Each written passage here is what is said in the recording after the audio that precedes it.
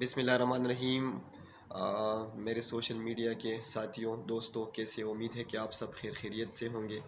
اکثر ہماری P T I والے دوست مجھے میرے کمنٹ میں آ کے مجھے کہتے ہیں کہ آپ لوگ مہنگائی کے خلاف آواز نہیں اٹھاتے۔ یہ کہتے ہیں کہ آپ لوگ پی ڈی ایم والے جو ہے سب مہنگائی آپ لوگوں نے کر دیے۔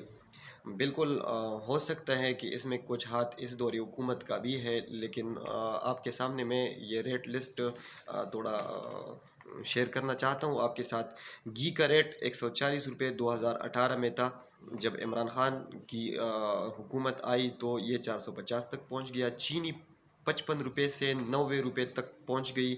آٹا 670 روپے سے 1400 روپے تک۔ اور ماشاءاللہ انڈے کا نام جب خان صاحب نے لیا تو 10 روپے سے انڈے کا ریٹ بھی آج کل 30 روپے میں چل رہا ہے۔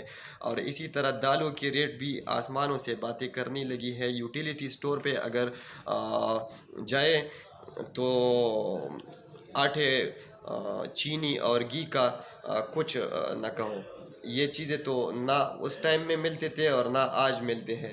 یقین جانو یہ مہنگائی یہ کسی کے بس کی بات نہیں ہے کہ اس کو کنٹرول کرے، لیکن اس میں سب سے زیادہ جو ہاتھ ہے وہ خان صاحب کا ہے۔ یہ شہباز شریف وغیرہ کے بس کی بات نہیں ہے۔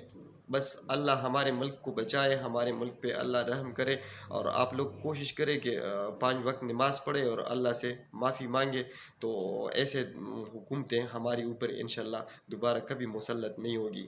لیکن جو مہنگائی خان صاحب نے کی ہے اس کا میں پہلے بھی ذکر کر چکا ہوں۔ یقین جانو اس کو کنٹرول کرنا بہت مشکل ہے۔ والسلام۔